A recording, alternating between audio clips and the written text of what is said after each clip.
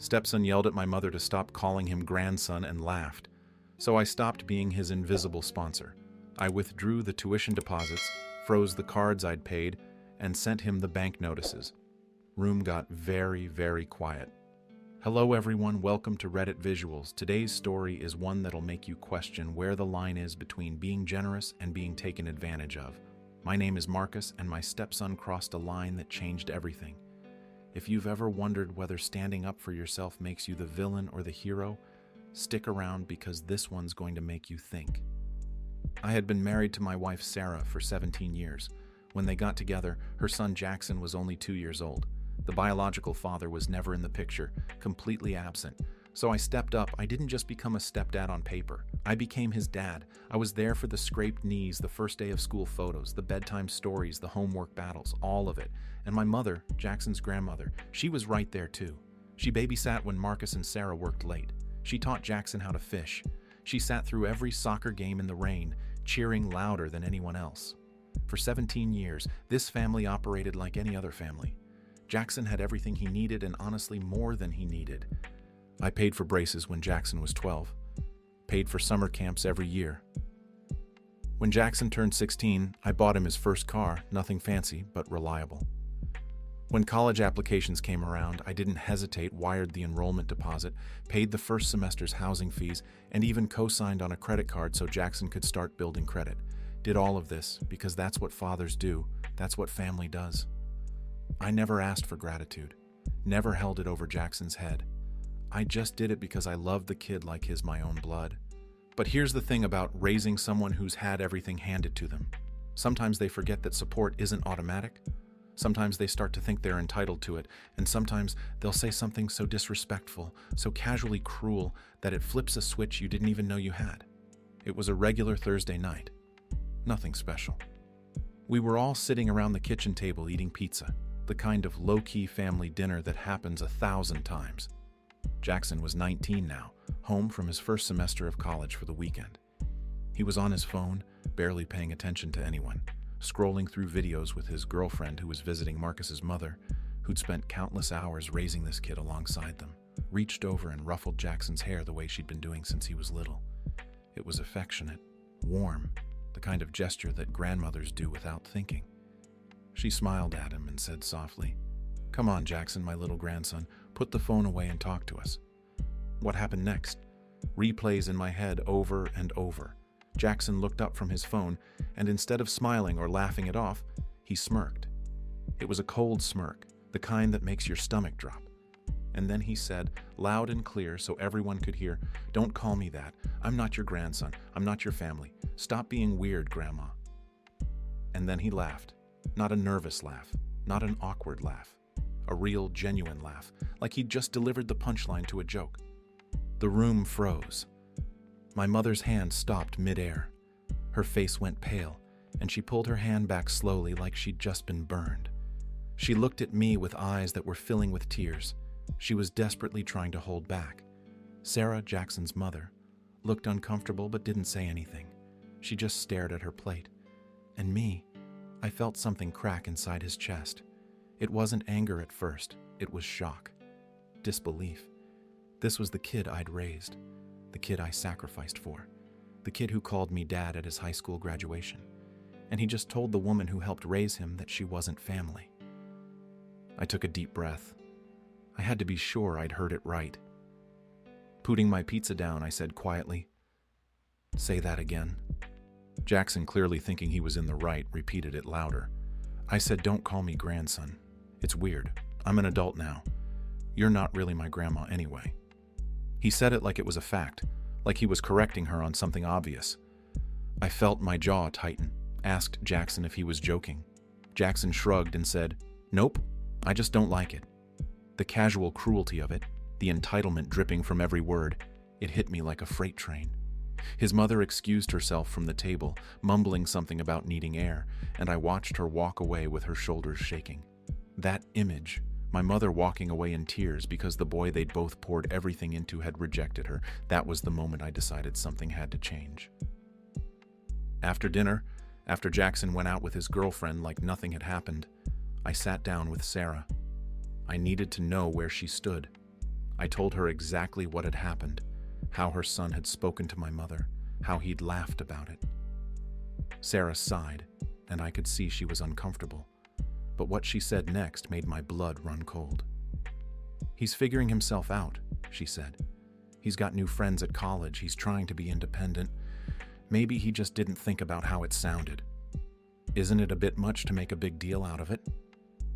I stared at my wife, the woman I'd built a life with, and realized she wasn't going to back me up. She wasn't going to stand up for my mother. She was making excuses. That hurt almost as much as what Jackson had said. But it also clarified something for me. If my own wife wasn't going to hold her son accountable, then I would have to. That night, I couldn't sleep. I laid in bed staring at the ceiling, thinking about all the years I'd spent being Jackson's invisible safety net. Every bill paid, every crisis solved, every opportunity handed over without question.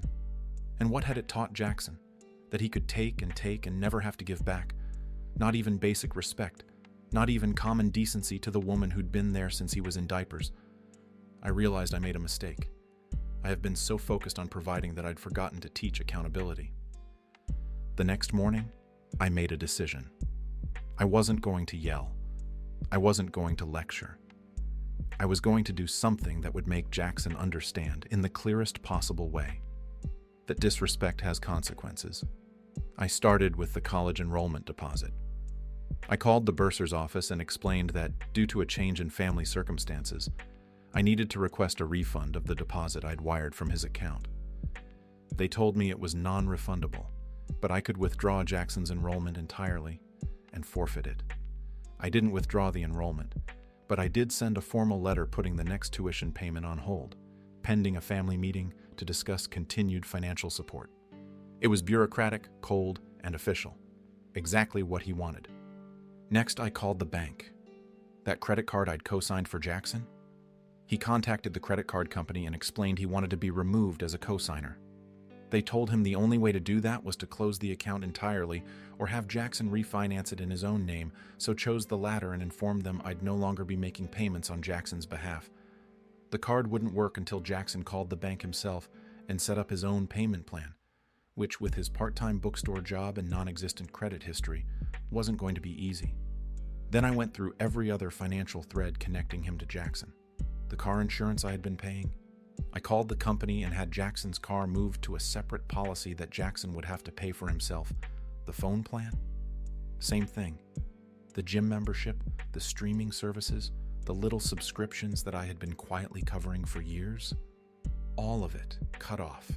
I printed out every single notification, every email confirmation, every account closure notice, every payment hold. I put them all in a folder and left it on the kitchen counter where Jackson would see it when he came home.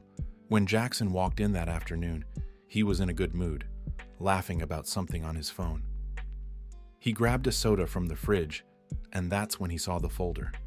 He opened it, still smiling, probably thinking it was some mail for him. I watched from the doorway as Jackson's face changed. The smile faded. His eyes scanned the pages faster and faster. Then he pulled out his phone and tried to use the card to order something. Declined. He tried another app. Declined. He looked up at me, and for the first time in years, there was genuine fear in his eyes. "What is this?" Jackson asked, holding up the papers. His voice cracked slightly. "Why is everything frozen? Did you do this?" I walked over calmly and sat down at the table. I didn't raise his voice. I didn't need to.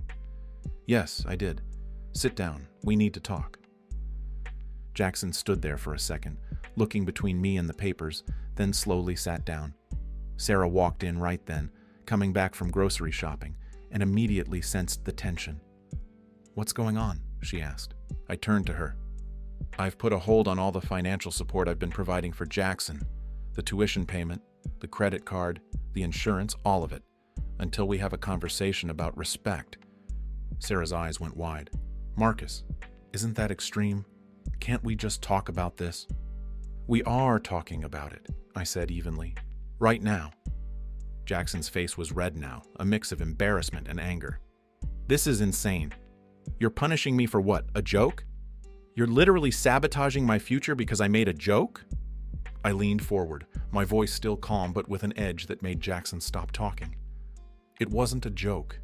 You told my mother, the woman who helped raise you, who babysat you, who taught you to fish, who sat in the rain at your soccer games. You told her she's not your family. You laughed at her, in front of everyone.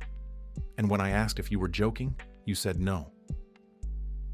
I didn't mean it like that, Jackson started, but I cut him off. Yes, you did. You meant exactly what you said. And here's what I realized, Jackson. For 17 years, I've been making your life easy. I've paid for everything.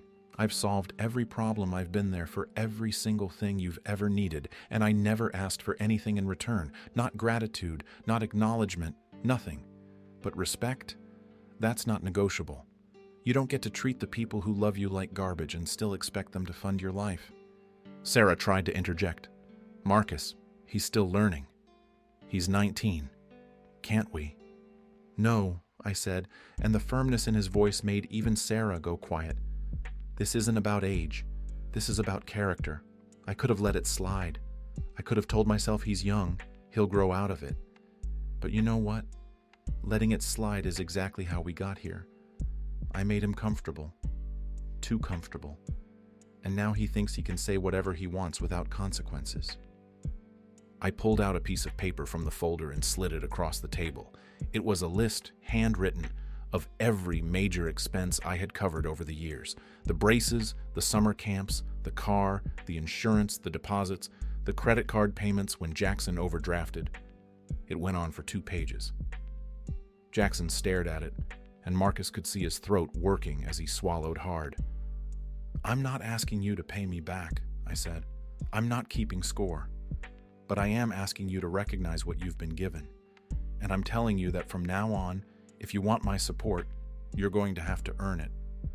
Not with money, with respect, with accountability, with the basic human decency to treat the people who love you like they matter. The room was silent. Sarah was staring at me like she didn't recognize me. Jackson was staring at the list, his hands shaking slightly. Finally, Jackson looked up, and his voice was smaller now, defensive. So what, I have to beg you to unfreeze everything? I have to apologize and then you'll fix it? No, I said. You have to mean it. You have to sit down with my mother, look her in the eye, and tell her you were wrong. Not because I'm making you, not because your cards don't work, because it's the right thing to do. And then we're going to set up some new rules. You're going to show me a budget every month. You're going to apply for jobs. You're going to take responsibility for your own life. I'll still help you, but you're going to meet me halfway. Jackson's face twisted with frustration. This is humiliating. Good, I said, and I meant it. Maybe that'll help you remember this moment the next time you think about disrespecting someone who's been there for you. For the next 2 days, the house was tense. Jackson barely spoke to anyone. He tried to get his friends to help him out, borrowing money for gas, for food, but I had anticipated that I'd quietly reached out to a few of Jackson's friends' parents, people he knew from the neighborhood, and explained the situation. Not in detail, just enough. Jackson's learning some hard lessons about independence right now. If he asks to borrow money, I'd appreciate it if you didn't enable him.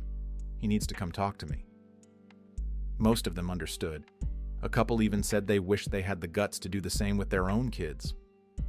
On the 3rd day, Jackson came to me. It was late at night, and I was in my office going over some work. Jackson knocked on the door, and when I looked up, he could see the kid had been crying, not sobbing, but his eyes were red and puffy. Can we talk? Jackson asked, his voice barely above a whisper. I nodded and gestured to the chair across from his desk. Jackson sat down, and for a long moment, he just stared at his hands. Finally, he spoke. I'm sorry. I was wrong. I shouldn't have said what I said to Grandma.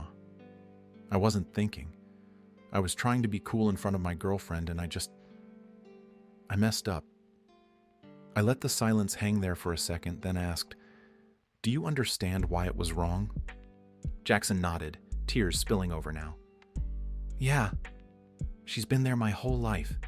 She's always been good to me, and I threw it in her face. I don't know why I did it. I just did. Entitlement, I said quietly. You did it because you've never had to think about what you have. It's always just been there. And when you don't have to work for something, you don't value it. Jackson wiped his eyes with his sleeve, looking young and small in that moment, like the little kid I used to tuck into bed. I want to apologize to her. For real. Can you help me do that? I felt something loosen in his chest. Not forgiveness yet, but the beginning of it. Yeah, I can help you do that, but you have to mean it. And you have to understand that this isn't a one-time thing. Respect isn't a switch you flip on when it's convenient. It's how you treat people every single day. The next morning, I arranged for my mother to come over. Jackson was waiting in the living room, nervous, fidgeting with his hands. When she walked in, she looked tired, older somehow. My heart broke a little seeing her like that. Jackson stood up immediately and walked over to her. He didn't wait for me to prompt him. He just started talking. Grandma, I need to say something. What I said the other night, it was cruel and it was wrong. You've been nothing but good to me my entire life, and I repaid that by telling you that you're not my family.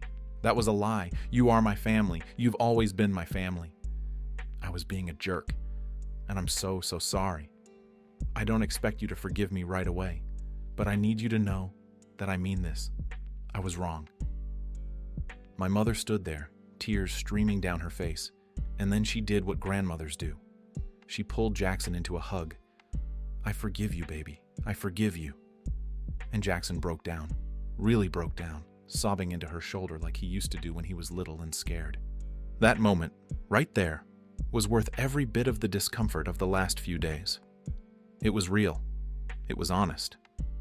It was the breakthrough I had been hoping for. In the weeks that followed, things slowly started to shift. I didn't immediately unfreeze everything.